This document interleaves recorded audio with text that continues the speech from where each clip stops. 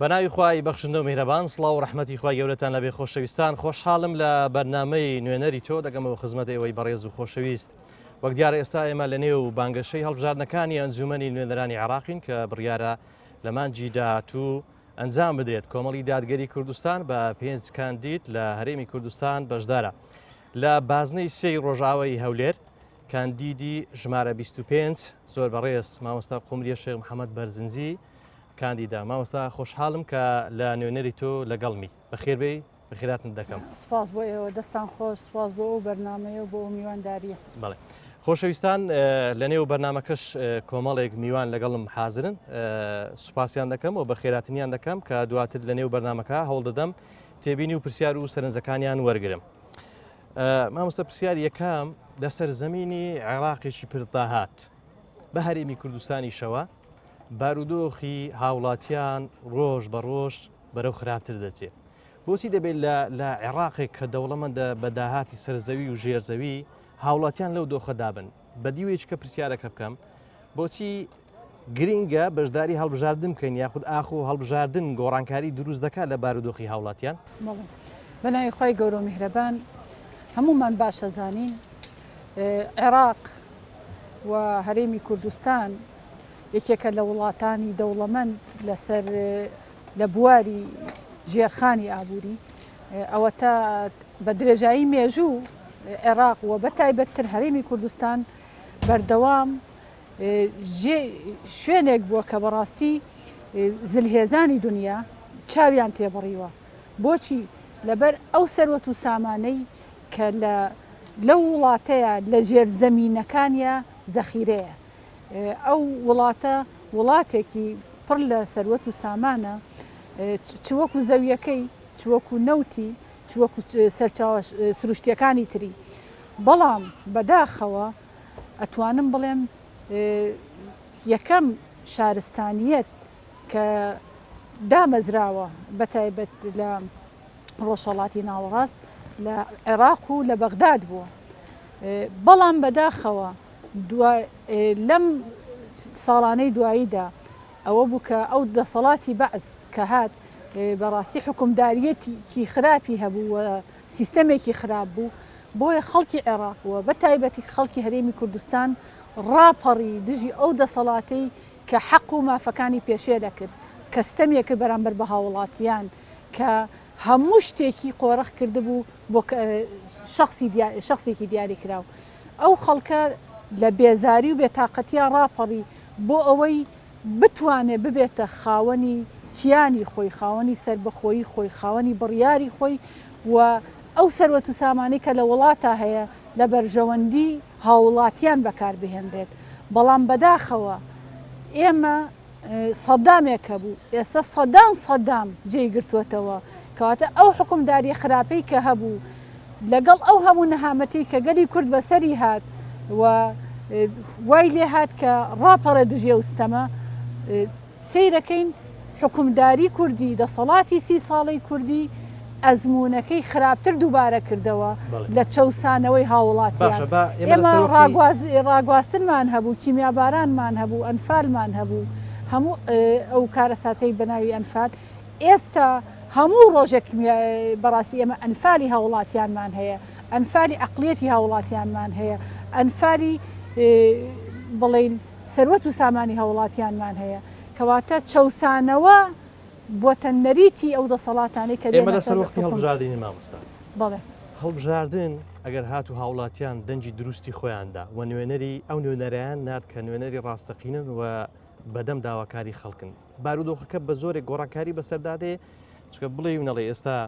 زۆرێک لە ناومێدی لە خەڵکێ بەوەی هەڵبژاردن دوای هەڵبژاردن بەوەی ئەو سیستەمەی کە لە عێراقی و لە هەرێمی کوردستانی شێ خەڵک سار دەکرێتەوە لە دەنگدان. دەمەوێت بپرسم بەشداریکردنی هەڵبژاردن گۆڕانکاری لە بارودۆخی ئێستای هاوڵاتیان دروست دەبێ یاخودنا؟ خۆی لە ئەساسە هەڵبژاردن بنەمایەکی جیهانیە لە هەندێک لە وڵاتانی پێشکەوتوو بڵێن پێڕەو دەکرێت. عێراق یەکێکە لەو وڵاتانەی کە پرۆسی هەڵبژاردن تێیدا بەهۆی ڕێکەوتن نامە نێودەوڵەتیەکان چونکە عێراق خاوەنی سیادەیە و پابندە بۆ ڕێکەوتن نامە نێودەوڵەتیانەوەی کە هەیە بۆیە سیستەمی هەڵبژاردن هەیە بۆ گۆڕانکاری لە حکم و دەسەڵات 4 ساڵ جارێک میلەت ئەتوانێت ئێڕادەی خۆی بەکار بهێنێ بۆ گۆڕینی ئەو حکم و ئەو سیستەم و ئەو دەسەڵاتی کە بە دڵی نییە و لە خزمەتی ئەوانیە بۆیە ئەتوانین بڵین هەڵبژاردن باشترین هۆکار و باشترین میکانیزمە کە ئەتوانرێت دەنگی میلەت و ئێڕادەی میلەتی تێدا بەرجەستە بکرێت ئێمە دەزانین کە هەڵبژاردن لە عێراق و لە هەرێمی کوردستان کەم و کوڕی هەیە و زۆرجار نەیتوانێت تحقیقی ئامانجی خۆی بکە و خەڵک بتوانێت نوێنێ ڕاستەخینەی خۆی دیاریکە بەڵام لەگەڵ ئەوەشە ئەبێ ئیرادە و هیممەتی گەل و جەماوەر زۆر لەوە بەهێزتر بێ چونکە ئەمڕۆ ئێمە چەسانەوە ئەبینین ئێمە ئەمڕۆ ناحەقی ئەبینین ئێمە ئەمڕۆ ستەمە بینین ئێمە ئەمڕۆ نەهامەتی ئەبینین ئێمە ئەمڕۆ ئەبینین سەروەت و سامان ژێرخان و سەرخانی ئابووری ئەو وڵاتە بە بەرچاوی ئەو میلەتەوە بەڕاستی بەتاڵانە برێ داهاتووی خۆمان و نەوەکانمان کە دەڵێن بە 50 ساڵی تریش ئێمە قەرزاری وڵاتانی دراوسین لە کاتێکە ئێمە وڵاتێکی زۆر سەروەتمەند و دەوڵەمەندین کەواتە ئەو هەلەی کە لە بەردەم هاوڵاتیانایە کە هەلی چوونە سەر سندوقەکانی دەنگدان و هەلی هەڵبژاردننی کەسانێک کە شایستن کەسانێک کە ڕازگۆن لەگەڵتان کەسانێک کە متمانەیان ئەپارێزن و ئەتوانن پارێزگاری لە متمانە و دەنگەکانی ئێوە بکەن ئەو کەسانی کە ڕابردوویان پاکە کە تاقی کراونەتەوە کە خیانەتیان لە میلەت نەکردووە کە تاقە و توانە ئەوەیشی کە خۆیان هەیەیان بۆ لە خزمەتی میلەتە بەکاریان هێناوە پێویستە خەڵک هۆشیار بێتەوە جەماوەی هۆشیار بێتەوە بزانێ ئەبێ بڵێ بەو دەسەڵاتە ئەبێ بڵێ بە میلەت ئێستا کاتی ئەوەیە بڵین بەو دەسەڵاتە ئێمە کە بەسەی تر ئێمە چیدی قوبوڵی ئەو جۆرە ستەمکاری و ئەو جۆرە نەحەقیە زۆر جار لە نێو کای سیاسی باس لە گۆڕانکاری دەکرێت و دەوترێ گۆڕانکاری پشودرێژی زۆری دەوێت بەوەی کە دەبێ میلەت بەشدار بێ لەو گۆڕانکاریە قسە لەسەر ئەمە چیە یعنی خەڵکێک ڕەنگە پرسیارت ئاراستە بکە ڕوبەڕوو بکاتەوە تاکەی بەشداری هەڵبژاردن بکەم و چاوەڕوانی ئەو گۆڕانکاری بکەم بەڵام گۆڕانکاریەکە لە ئەرزی واقع نەبینیم ئێمە گرفتێکی سەرەکیمان هەیە ئەو حیزبانەی کە لە دەسەڵات بوون لە ساڵی 1992ەوە کە هاتنە سەر حکم ئەو کاتەش بە کۆمەڵێ تەزویرات چونکە دڵنیا بووین کە ئەو کات بزوتنەوەی ئیسلامی کە بەشداری هەڵبژاردنەکانی کرد ڕێژەیەکی باش دەنگی بەدەستێنا بەڵام ئەو دوو حیزبە هەر لەو کاتەوە بۆ 50 ڕێکەوتن و نەهامەتیان بەسەر ئەم گەلەداهێنا وایەن لە خەڵک کرد کە ناومێدیان کەن بەرامبەر بە پرۆسەی هەڵبژاردن چونکە کە ئەوان لە دەسەڵاتن میلیشیایان هەیە هێزی چەکداریان لە دەستە و سەروەت و سامانی ئەم میلەتە لەسەری ڕێکەوتون کە چۆن لە بینی خۆیان تەوزیعی بکەن ئەوە تا ڕۆژانە دەرئەکەوێت کە بەڕاستی بە پلەی وەزیر خانە نشینە کە هەر ڕۆژێک وەزارەتی نەبینیوە بە پلەی مدیر عام خانە نشینە کە ڕۆژێ دەچوەتە پلەی مدیر عامی نەبووە وە سەدان کەسی خانە نشینیان هەیە موچەی بندیواریان هەیە ئەمە وای کردووە تا ئێستا چونکە نوێنەرایەتێکی ڕاستەقینە بەپێی پێویست ئێمە کۆمەڵی دادگەری کوردستان نوێنەرایەتیمان هەبووە بەڵام نوێنەرەکانمان بەداخەوە لە ژمارەی پەنجەکانی دەست تێنەپەڕیوە ئەوە تا بەو ژمارەکەمەشەوە توانیومانە پەردە لەسەر ئەو گەندەڵیە هەڵ لا بدەین کە ئەمانە ئەمە دەسەڵاتە بەرامبەر بەم میلەتەی خۆی کردوێتی لە بەغدا واتە ئەوەندە قائیمەی بندیواری ناردووە بۆ بەغدا قائیمەی موچەخۆری ڕاستەقینە دیار نییە تا ئێستش کەس نازانێت موچەخۆری ڕاستەقینە کێیە و تا ئێستاش مافی تەنانەت موچەخۆر ئەخورێ ماوەستە زۆر جارە بابەتی بەڕاستی موچە لە هەرێمی کوردستان دەخرێتە ئەستۆی بەغدا بەوەی کە پابەندی ڕێکەوتنەکان نابن مەبەستمە بپرسم بەو ئاراستەیە چۆن کار دەکەن کە وەک جەنابیشت باس کرد زۆر جار دەگوترێت کە بەغدا بۆیە پابەند نابێت لە هەرێمی کوردستان موچەخۆری بندیوار یاخود ئەو شایستە دارایەن دەگات ناگاتە شوێنی خۆی فەرمانبەری حەقیقی وەری ناگرێت دەتوانن بەو ئاراستەیە چ کار بکەن بەڵێ من هەروەکو وتمان بەڕاستی تا ئێستا ئێمە بۆچی ئیستحقاقە داراییەکانمان بەبێ پێویست نییە بەهۆی گەندەڵی خۆمان دەسەڵاتدارانی خۆمان لە هەرێمی کوردستان لە بەغدادیش گەندەڵی بەرامبەر بە ئێمە دەکرێت واتە وەکو کارتێکی فشار وەکو کارتێکی سیاسی بەکارەهێنرێ وەکو گەمەیەکی سیاسیە لە نێوان هەرێم و بەغداد لە نێوان حیزبەکانی کوردستان و دەسەڵاتدارانی کوردستان و بەغداد بۆیە لە ڕاستیە ئێمە وەکو کۆمەڵی دادگەری کوردستان کە یەکێک لەو بوارانی کە ئەمانوێ ئیشی تێدا بکەین مەسلەی بابەتی خۆشگوزەرانی هاوڵاتیانی هەرێمی کوردستانە ئەمڕۆ لە هەموو دنیادا هاوڵاتیان و موچەخۆرانی هەرێمی کوردستان لە ڕێگەی حتا بەغدادیش کە ئێمە دەڵێن دەدواوەیە لە ڕێگەی سیستەمی موچەوە یعنی سیستەمی ئەلکترۆنی و بانکیەوە ئەوان موچەکانیان وەرەگرن ئێمەش ئەبێ ئیش بۆ ئەوە بکەین کە بەڕاستی موچەخۆران و فەرمانبەرانی هەرێمی کوردستان لەسەر سیستەمێکی بانقی ئەو پاشەکەوتانەشی کە هەیەیان بۆ بچێتەوە سەر ژمارە حسابەکەیان واتە حسابی بانکیمان بۆ بێت و بڵین سیستەمی بانکی لە هەرێمی کوردستانیش کارا بکرێت و هەر هاوڵاتێک ئەو متمانەیی بە بانقەکان هەبێت بانقەکان ئەو بتوانن کە موچەکانیان لە ڕێگەی بانکەوە وەربگرن لە ڕێگەی سیستەمی بانکیەوە و ئێمە تەنانەت ئەمانە ئیش بۆ ئەوەش بکەین هەندێک لە پێشینەکان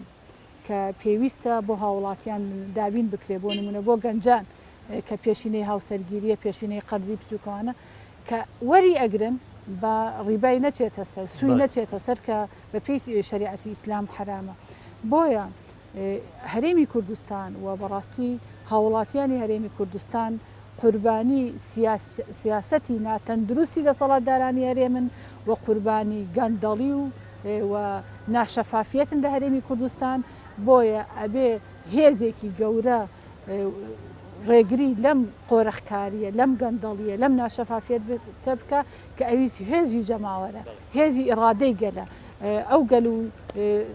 نیشتیمانە ئەو جەماوەرە ئەو خەڵکەیە کە دەتوانێت بەو دەسەڵاتدارە کە دەزانێت مافی پێشێلەکە کە دەزانێت حەق و ئیستحقاقەکانی وەکو کارتێکی سیاسی بۆ خۆی بەکارەهێنێ کە دەزانێت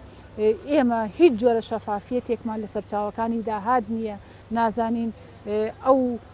ژێرخانی ئابووری ئەو وڵاتە سەرخانی ئابووری خاڵە سنووریەکان ئەو هەموو باجێک کە لە هەرێمی کوردستان یعنی لەو ڕۆژانەیە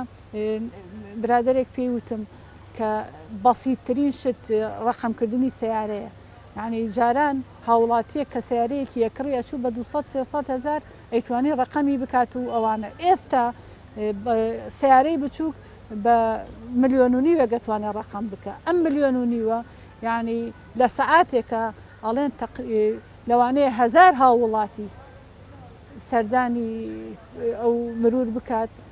بێژگە ئەوەی کە ئەم هەموو باجی و زەڕیبە و نازام غەرامە و ئەوانە یعنی داهاتی ئەو وڵاتە زۆر زۆرە بەڵام نازانین بۆ کوێ دەچێت بڵێن ئەوە بابەتە پێیوەستە بە حکوومەت ئەوە بابەتە پێیوەستە بە زیادکردنی داهات لە پێناو بژێوی هاوڵاتیان ئەوان بەو جۆرە وەڵام دەنەوە وەڵامی تو لەسەرەوەسی دەبێت ئێمە دەڵێن ئێمە حکوومەتمان نییە حکوومەتمان نییە کە لە خەمی هاوڵاتیانمانە بێت ئێمە حیزب هەیە کە ئیدارەی ئەو وڵاتە دەکا و هەموو هەنگاوەکانی هەموو کارەکانی لە خزمەتی بەرژەوەندی حیزبەکەیدایە و لە خزمەتی کەسایەتیەکان و دەسەڵاتدارەکانی حیزبەکەیدایە ئەو تۆ نمونە بهێنەرەوە ئێمە لەم ماوەی لە 2014 تا ئێستا ڕبع موچەمان وەرگرت لە سەر چواری موچەخۆران پاشەکەوت کرا خەڵک لە ژیان و گوزەرانێکی زۆر قورس و ناڕەحەتایە بەڵام سیرەکەین دەسەڵاتدارانی هەرێم ینی بڵین شوقە و ڤێلا و چونکە زانیاری هەیە کە هەموو ئەو شوقە ئەو ڤێلایانە ئەو شوقانی کە لە پایتەختی کوردستان بەرزەکرێتەوە چێ بە ئاسمانە بە ناوی نیشتەجێبوون هیچی لە خزمەتی چینی توێژی فەقیر و هەژاران نیە بەڵکو ئەوە سەرمایەدارەکانن ئەوە سیاسەتمەدارە بازرگانەکانن کە لە پشتی ئەو شوقە و مۆڵ و ڤێلا و تەنانەت جەزیرانەی دەرەوەدان ئێمە بۆیە ئەمە بابەتێکە کاتێک کە هاوڵاتی برسیەتی لەو لاوەسەرەکەی ڤێلاکان و شوقەکان و سیتیەکان ڕۆژ بە ڕۆژ لە زیادبوونان کەواتە ئەگەر نیمانە ئەگەر ئێمە ئابووریمان ئەوەندە داڕماوە ئەمە لەکوێوە دێت باشە هاوڵاتیەک یاخود بینێرەك ئێستا من و جەنابەت ببینی لەو بەرنامەیە باز لەو دەکات کە ئەوە هەڵبژاردنەکانی ئەنجومەنی نوێنەڕێنی عێراقا جەنابەت ئەگەر دەربچی نوێنەرایەتی خەڵک بکەیت چۆن دەتوانی بارودۆخ لە هەرێمی کوردستان بگۆڕی بە تایبەت کە ئێمە هەرێمیشی سەر بەخۆین ڕەنگە جۆرێک لە ئەو یاسا بەرکارانەی لە هەرێمی کوردستان جێبەجێ دەکرێن پەیوەندی نەبێ بە بەغداد دەتوانن گۆڕانکاری بکەن لە ژیانی هاوڵاتیان لە هەرێم ئێمە بۆچی لێرە باس لە هەڵبژاردنی ئەنجومەی نوێنەرانی عێراق و ئێمە دین باس لە نەهامەتیەکانی هەرێم دەکەین چونکە هەرێم بەستراوەتەوە بە بەغدا و کاتێک ئەم دەسەڵاتدارە ئیدارە خراپە کە قەیرانی سیاسی ئابووری کۆمەڵایەتی لە هەرێمی کوردستان دروست کردووە لەوێ ئەچێ نوێنەرایەتێکی بەهێزی هەبێت کەواتە مامەڵە لەگەڵ ئەوا دەکرێت وەکو هێزێکی هەرێمی کوردستان بۆیە ئەویش کە دەچێتە ئەوێ نوێنەری خەڵک و حکوومەت نییە نوێنەری بەڕاستی حیزبە و ئەتوانین بڵێن تا ئێستش ئەو وەفدانەی کە سەردانی بەغدایان کردووە تەنان لە بینی دوو حیزبی دەسەڵاتە یەکێک لە حیزبەکان یعنی هاتووە قۆرخی هەموو شتێکی کردووە ئەوی تر پاشکۆیەتی ئەکەوێتە شوێنی ئێستا لە هەڵبژاردنە یعنی دروشمی گەورە بەرزەکاتەوە بەڵام لە کاتێکە خۆشی بۆتە پاشکۆی ئەو حێزەی کە ئیرادەی ئەو خەڵکە بۆ خۆی قۆرق دەکا بەڕاستی باشە لە دوای ئەوەی پێدەگوترێت عێراقی نوێ لە دوای 2023 نزیکەی 17 ساڵە هەرێمی کوردستان نوێنەرەکانی بەشدارن لە بەغدا لە تەوەرەیە قسە لەسەر دەکەم لەگەڵ دەکەم ئەوش بابەتی نەتەویە کە زۆر جار حیزبی دەسەڵات لە هەرێمی کوردستان ئەم بابەتە دەخۆزێتەوە بۆ ڕاکێشانی هەست و سۆزی هاوڵاتیان لە هەرێمی کوردستان بەوەی کە کێشەی ئێمە لەگەڵ عێراق زۆر جار دەبەستن و بە بابەتی نەتەوەیی ئەمە ئەسڵ وەساسی هەیە ئەمە بوونی هەیە کە هەردوو نەتەوەی کورد و عەرەبیەوێ هەرێمی کوردستان بسڕێتەوە یاخود نوێنەرەکانی کەم بکات و یاخود تەنها ئەمە بانگەشەیەکە کە ناوە بەجوۆی خەڵک دادرێت بۆ ڕاکێشانی هەست و سۆزی خەڵک یەکێکتر لە گرفتە سەرەکیەکان ئەم بابەتی نەتەوەیی کراوەتە بابەتێکی بانگەشە و دروشمێک بۆ ئەو دەسەڵاتدارانە کە لەوێش لێرە باسی نەتەوەیی دەکەن بەڵام کە دەچنە بەغدا ینی لەوێ سیرەکەی شتەکانیان زیاتر لە خزمەتی حیزب و بەرژەوەندی حیزبی و بەدەستێنانی پۆست و پلە و پارەیە بۆ ئەندامە حیزبەکانی خۆیان تەنانەت لەو سەردەمەیە کە وەزیری دارایی عێراق سەر بە حیزبێکی دەسەڵات بوو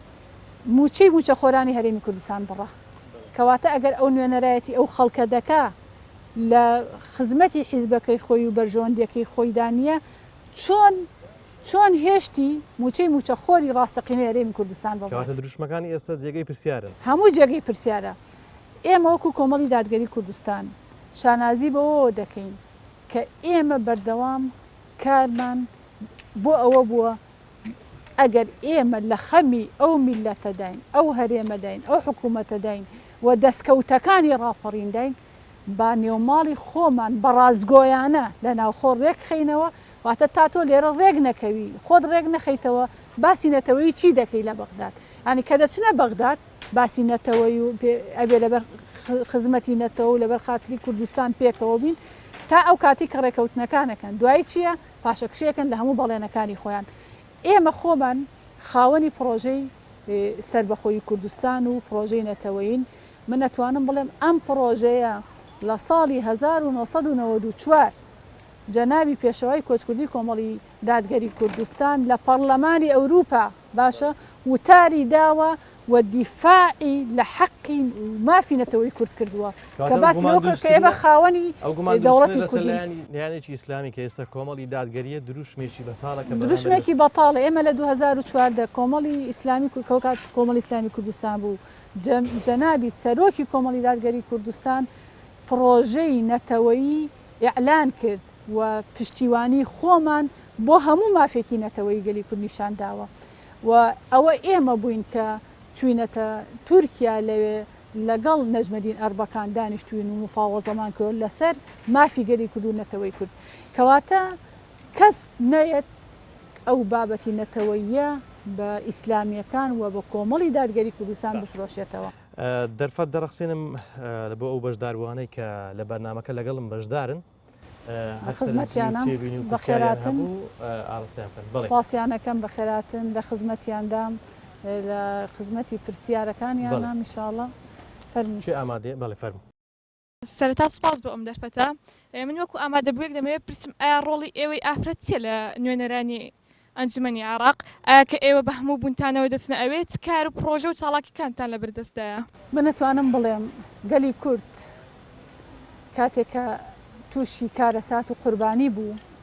چ لە کارەساتی کیمیاباران کارەساتی بەناو ئەنفال کارەساتی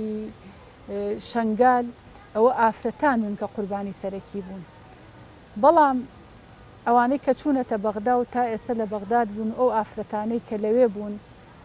کەسیان نەیانتوانیوە نوێنەرایەتیەکی ڕاستەقینەی ئافرەتی بەشمەینەتی کورد ببەنە بەغدا ئەچێتە بەغدا پرۆژەی ناوی من ناوی دایکمە باتە بەغدا لە کاتێکە ئێمە ئافرەتمان هەیە بەشمەینەتی کارەساتی کیمیاباران و کارەساتی بەناو ئەنفال و کارەساتی شنگالە برینەکەی زۆر زۆر لەوە قوڵترە ئێمە گرفتەکانمان تا ئێستا بەپێی دەستوری عێراق و بەپێی مادە دەستوریەکان پێویستە ئەو زیان لێکەوتوانەی ڕژێمی پێشووی باس قەرەبوو بکرێنەوە کار نەکراوە بۆ قەرەبووکردنەوەی ئەو ئافرەتە بەشمەیتان بەڵێ کە ئەوە لە نێو کارنامەکەش بوونی لەنەو کارنامەکە بوونی هەیە کە ئێمە کار بۆ ئەوە دەکەین ئافرەتان ئێمە چونکە لە ئازاری ئەو ئافرەتانە تێگەیشتون تێدەگەین خاتونە بە دیوەشی کە بکەم چەندە گرینگە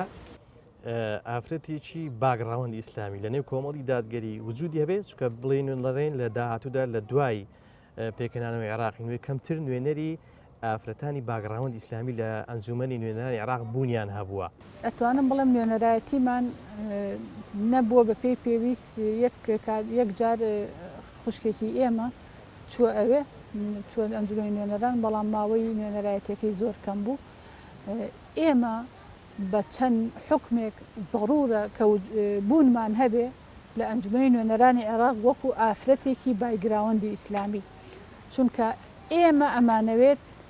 یاسا و دەستوری عێراق سەرچاوەی دەستوری عێراق ئاینی پیرۆزی ئیسلام بێت و هیچ یاسایەک دەرنەچێت کە دژایەتی بنەما سەرەکیەکانی ئاینی پیرۆزی ئیسلام بکات ئەم نوێنەرایەتیە لەوێ غائیبە لەوێ لە لیژنەکانی ژنان ئەبێ ئافرەتێک هەبێ کە هەڵقوڵاوی ئەو جەماوەرە بێ لەگەڵ ئێش و ئازار و ناڕەحەتیەکانی ئەو ئافرەتانی ئەو گەلەدا بێ لەگەڵ ئێش و ئازاری ئافرەتانی پاشماوەی کیمیاباران و ئافرەتانی ئەنفال بێ دایکانی هەژاری بەشمەینەت کە پاشماوەی هەموو کارەساتەکان کە بەسەر گەلی کووردا هاتووە زۆریان چوونە ژێر خاک نەگەشتن بە مافە یاسایی و دەستوریەکانی خۆیان بۆیە بوونی ئێمە ضرورە بۆ گەیاندنی ڕەسەنایەتی و ئیسلامەتی ئافرەتانی ئێمە کە ئێمە بەڵێ لە سایە و سێبەری ئاینی پیرۆزی ئیسلام و ئەو یاسایانەی کە لە ژێر سێبەری و ئاینەدایە ئێمە ئەتوانین بگەین بە ماف و حەق و شایستە داراییەکانی خۆمان بەڕێزیشکە وەردەگرم مامۆستا فەرمو دەستان خۆش بێت ڕەنگە ئەو پرسیاری کە بن دەیپرسم سیاری زۆربەی هەر زۆری بینەران و بیسەران بێت ڕەنگە بپرسن بۆچی ئێمە کادیرانی لیستی کۆمەڵی دادگەری هەڵبژێرین بەتایبەت بەڕێزێت و لە هەمان کاتێک کە چوون بۆ ئەوێ جیاوازی ئێوە چی دەبێت لەگەڵ کادیرانی تر دەستان خۆش بێت ئێمە کاتێک کە دین باسی واقعی خۆمان دەکەین باسی واقعی بەتایبەت کۆمەڵایەتی پەروەردەی خۆمانەکەین واقعی ئابووری خۆمانەکەین سیرەکەین ئێمە لە کۆمەڵێ برینمان هەیە وانە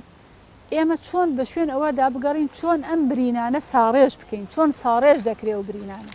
بەچی ساڕێژ دەکرێت ئەبێ ئێمە هۆکاری ئەو برینانە بدۆزینەوە هۆکارەکە چییە؟ هۆکارەکە ئەو دەسەڵاتە خراپە ئەو ئیدارەدانە خراپە ئەو قۆرخکاریە خراپە ئەو گەندەڵیەیە کە دەستی گرتووە بەسەر سەرجەم جونگەکانی کوردستان و هەرێمی کوردستان ئەمە برینەکەیە چۆن ئەبێ ئێمە ساڕێژیکەین چارەسەریکەین ئەو میلەتە پزیشکە دکتۆرە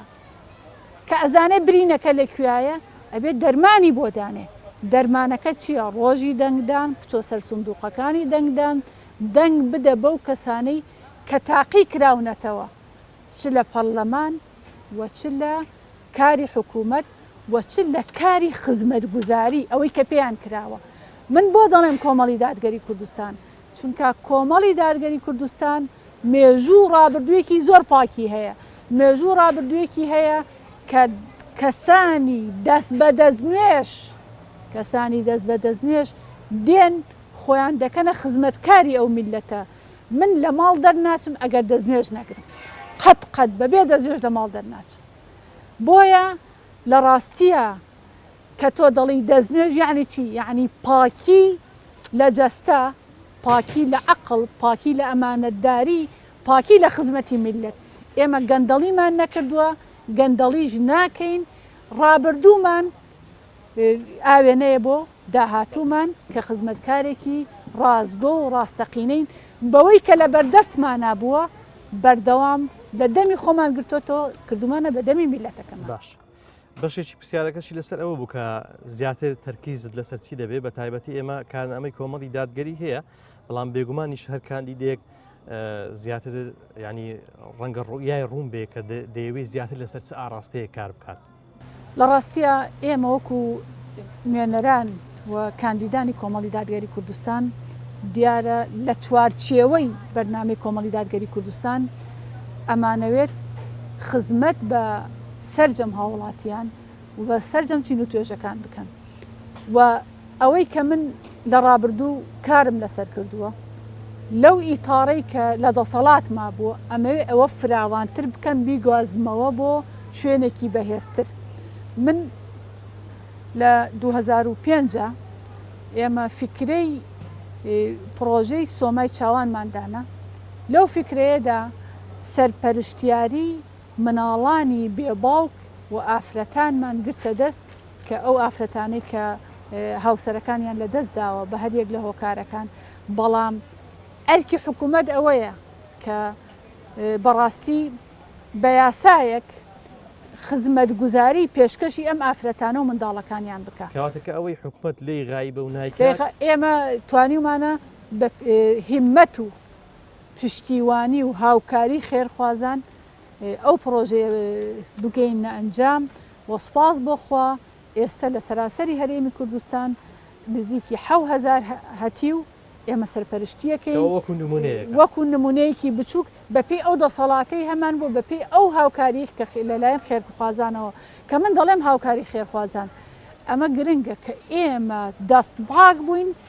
نمونەی ئەوە بووین کە خەڵکی خێرخواز متمانەمان پێ بکە بۆیە داوای متمانە لە دەنگدەران دەکەین بۆ ئەوەی بتوانین لەوێ داکۆکی کارێکی زیاتری هەژاران کەم دەرامەتان ئافرەتانی بێسەرپەرشت و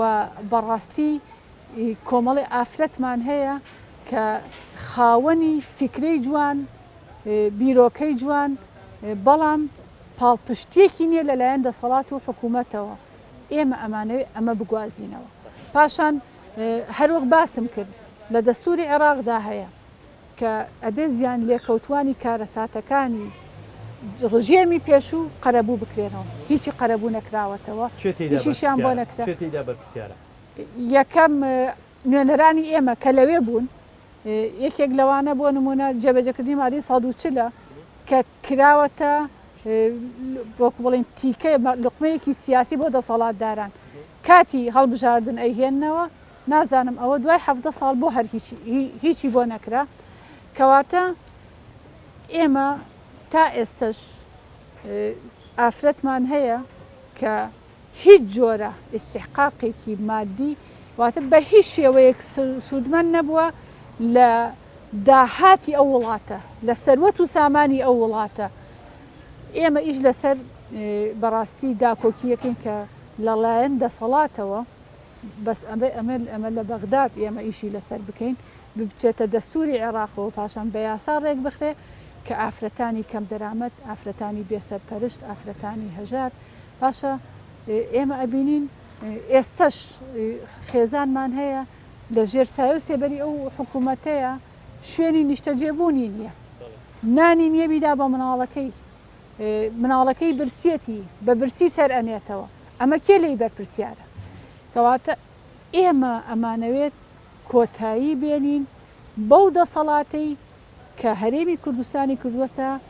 شوێنێکی چینایەتی واتە هەمانە زۆر لەسەرەوەیە لە طبقەی سەرەوەیە نەک لە کوردستان لە جەزیرەکانیشە خان و ماڵ و وێرلای هەیە هەشمانە لە کوردستانە خەیبەیەکیشی نییە ژوورێکیشی نییە کە شوێنی حەوانەوەی بێ ئێمە داکۆکی کار دەبین لە سەرجەم شایستەیەکان واتە ئیش بۆ ئەوە دەکەین کە حکوومەت هەموو خزمەت گوزاریەکانی لەسەر بنەمای هاوڵاتی بوون بێ نەک لەسەر بنەمای حیزبی بوو هەوڵدەم وەڵامەکەت پێ دەبڕم بەڵام پێم خۆشە زیاترین پرسیاردا ئاراستە بکرێ بەڵێ فەرموو دەستان خۆش بێ بۆ بەرنمەیە بەڕاستی زۆر پێویستە ئێستا ئێمە ڕێژێکی زۆر زۆر ئافرەتین لە کوردستانە سیرەکەین ئەگەر ئافرەتێک ئێساوەکو مامۆستا قمری بەڕێزیانی خۆی هەڵبژاردووە دەنگی پێناین کە ئەوش وەکو ئێمە ئافرەتە هۆکارەکە بۆ چییە گەڕێنەوە کە لای خۆمەوە دەڵێم متمانەی نییە و ئافرەتە متمانەی نییە کە ئەو بتوانین بەس بزان وەکو مامۆستا قمریە کەوەکو ئافرەتە لە مەعاناتی ئافرەت باشتر تێگا چی پرۆژۆ پلانێکی هەیە بۆ ئافرەتانی کورد بەتایبەت کەواتە وەکو زانیاریش ڕەنگە نیوەی ڕێژەی بەشداروانی هەڵبژاردنەکان ئەگەر زیاتریش نەبێ ئافرەتانن بۆچی ئافرەتان متمانیان بە ئافرەتێک نییە کە بینێنن نوێنەراتی ڕاستەقینی خۆیان بکەن زۆر زاریش ئەو سیستەمی کۆتایە پەیڕەو دەکرێت لەسەر ئافرەتان کەمترین ڕێژەمان هەیە کە ئافرەت بە ئیستیحقاقی خۆی دەربچێ و بپەڕێتەوە بۆ ئەنجومەنی نوێنەرانی عێراق کۆمەڵی هۆکار هەیە یەکێ لە هۆکارە هەرە سەرەکیەکان هەر وەعی مجتەمع واتە شتێکیان دروست کردووە کە ئافرەت توانای ئەوەی نییە ناتوانێت داکۆکی لە مافی خەڵک بکات و ناتوانێت داکۆکی لە مافیا وڵاتیان بکات بەڵام ئەگەر ببینن لەم ساڵانەی دواییدا ئەو ئافرەتانەی کە نمونە بچووکەکەی لە پەرلەمانی کوردستان بوون و بەتایبەت من هەر خۆم کە زۆر تێکەڵیان بووم لە ئەلمانیەکانیشم بیستووە لە پیاوانیشان و لە ژنانیشان کە بەڕاستی ئافرەتانی نوێنەرایەتی ئەو ئافرەتانەی کە ئیسلامی بوون هاتوونەتە پەرلەمان زۆر کاراتر و چالاکتر بوون چ لە ئافرەتانی تر چ لە پیاوانیش هەندێکیان واتە ئیشی زۆر باش و گەورەیان کردووە هەر نمونەمان خات و ڕووپاک پەرلەمانتاری کۆمەڵی دادگەری کوردستان کە بە هەموو شێوەیەک داکۆکی لە ماف و ئازادی هاوڵاتیانەکە داکۆکی لەو یاسایانە دەکا کە لە خزمەتی هاوڵاتیانایە داکۆکی لە پەروەردەی ڕەسەنی کۆمەلگا دەکات و نمونەی تریشمان هەیە خات و نەجیبە و خات و بەدرێ و زۆری تریشیان خات و شکریە کە هەموو ئەمانە بەڕاستی توانیوانە نمونەیەکی باش بن خات و شەمسە و خات و کەژاڵ کە لە خوڵی دووەمی پەرلەمان بوون یەکێک بوون لەو کەسانەی کە داکۆکی کارێکی سەرسەخت بوون لە مافەکانی ژنان و توانیویانە هەوڵ بدەن بۆ ئەوەی ژنان بتوانن بە مافی حەقی خۆیان بگەن بەڵام ڕێژەکە کە کەم بوو هەوڵە دەین جوهدەکەین بەڵام بەداخەوە لەوانەیە نەگاتە ئەو ئاستەی کە خۆمان بە دڵمان بێ پێویستمان بێ بۆیە مادام ئافرەتان تاقی کراونەتەوە و مادام ئافرەتان دەتوانن لە معانات و ئێش و ئازار و ناڕەحەتیەکانی ئافرەتان تێبگەن من داوا لە ئافرەتانەکەم کە ئەو ڕۆیایەیان باوەلا بنێن ئافرەتان ئەتوانن باشترین خزمەت گوزاریان بن و باشتر لە نەهامەتی و ناڕەحەتیەکانیان تێدەگەن و ئێش و ئازارەکانیان ئەزانن و ئەتوانن چارەسەرێک بۆ ئەو برینانە بدۆزنەوە کە لە جەستەی ئافرەتی کوردی موسڵمانە هەبێت باوەکو بەڵێنێکی لێ نەکەم بەڵام دەتوانم ئەو پرسیارە ئاراستی جەناب بکەم کە دەتوانی نوێنەری ڕاستەقینە بی و ئەو کەسێک کە دەنگ بە ئافرەتێک دەدا یعنی وجدانیان ئاسوودە بێ کە دەنجی داوەتە کەسێک کە دڵنیایە لەوەی بەرگری کار دەبێت لی من سوپاس بۆ خۆی پەروەردگار تاقی کراومەتەوە و لەو شوێنانەی کە ئیشم کردووە ڕێکخراوی خوشکانی ئیسلامی کوردستان و لە ناویە دەستگای سۆمای چاوان و زۆر کەسایەتی بەڕێزی تر زۆر مامۆستای ئاینی پشتیوانی خۆیان بۆ من دەربڕیوە و داوایان کردووە کە بەڕاستی خەڵک دەنگم پێ بدە چونکە توانیومە لەو ئەرک و بەرپرسیارەتیانی کە پێم ئەسپێرێ سەرکەوتوو بووم ئەوەش بۆچی هۆکارەکەی بۆ چێگەڕێنمەوە بۆ ئەگەڕێنمەوە کە سوپاس بۆ خۆی پەروەردگار من هەر لە مناڵیەوە مجاهیدەیەکی ئەو ڕێگەیە بووم ئەو سەحوەیە بووم و بەوە گۆش کراوم کە پێویستە ئەرکی شەرعی دینی و حیزبیمە کە خزمەت گوزارێکی گەل و میلەتەکەی خۆمان بین و لەو پێناوەشدا باجمان داوە قوربانیمان داوە تەنانەت وڵاتی خۆمانمان بەجێهێشتووە تووشی ناڕەحەتی زۆر بووین بۆیە خۆمان لە هەڵقوڵاوی ئەو ئێش و ئازار و ناڕەحەتین بۆیە ئەتوانین ئینشاءڵڵا بەویستی خۆی پەروەردگار پارێزەر و داکۆکی کاری دەنگ و متمانەی هاوڵاتیان بێ دەمەوێت بەڕێزیشتکە وەربوون فەرموو دەستان خۆش بۆ ئەم سەکۆیە جوانە بۆچی گرینگە ئافرەت بستە پەرلەمانی عێراق بۆ کۆمەڵی دادگەری و پلان و پرۆژەی چیا بۆ ئافرەت بەڵێ دەست خۆش کاتێک کە تو ئێمە سەیری بەرنامە و پرۆژەی کۆمەڵی دادگەری کوردستانەکەین بۆ پەرلەمانی عێراق زۆرێک لە بڕگە و بابەتەکانی ئێمە چۆن کۆمەڵی دادگەری کوردستان حیزبێکی ئیسلامیە و سەرچاوەی کار و پرۆژە و بڕیاردانی لە ئاینی پیرۆزی ئیسلام و قورئانی پیرۆزەوە وەردەگرێت لە قورئانی پیرۆزدا ئاماژە هەیە کە ژن و پیاو لە ئەرکی گشتیدا وەکو یەک بەرپرسیارن ئەو کارنامەی کۆمەڵی دادگەری کوردستانیش ئەگەر بمانەوێت وەکو خۆی جێبەجێی بکەین خاڵ بە خاڵی کە حەقی خۆی پێ بدەین پێویستە ژن و پیاو پێکەوە ئەو کارنامەیە جێبەجێ بکەن و بیبەنە بواری جێبەجێکردن و هەر لە کارنامەکەشە خاڵ لەسەر ئەوە دانراوە کە داکۆکی کارێکی سەرسەختی ماف و داواکاریەکانی ئافرەتانە بێ کۆمەڵی دادگەری کوردستان بۆیە لە ڕێگەی نوێنەری ئافرەتەوە ئەتوانین بە باشترین شێوە ئەو کارنامەیە جێبەجێ بکەین و ببێنە بواری جێبەجێکرد لە کۆتایی بەرنمەکە نزیک دەبنەوە ڕەنگە قسە و باس زۆر هەبی بە تایبەتی لە نێو ئەو کارنامەی کە کۆمەڵی دادگەری دایناوە و کۆمەڵی خاڵی تێدا نووسیوەتەوە چۆن دواتر کۆمەڵی دادگەری هەڵسەنجێن بەوەی کە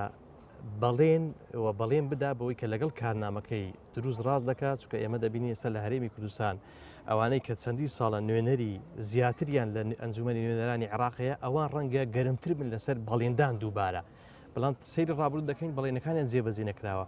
چۆن بتوانین یان بزانین ئەو بەڵێنانی کە کۆمەڵی دادگەری دەیدا بە تەواوەتی بەڵێنەکانی جێبەجێ دەکات کاتێک کە سەیری کارنامەکەی کۆمەڵی دادگەری کوردستانەکەین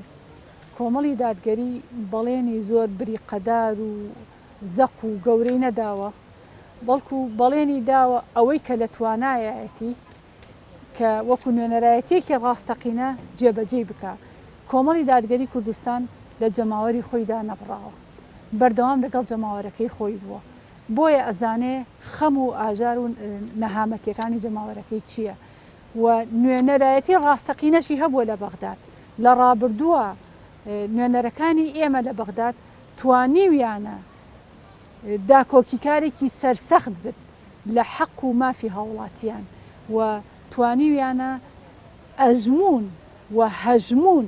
لە پەرلەمانی عێراق دروست بکەن لەسەر مافەکانی هاوڵاتیان و بەتایبەت موچەخۆران ئێمە ئەمانەوێت ئەو کاروانە بەردەوامی هەبێت و تەواوکاری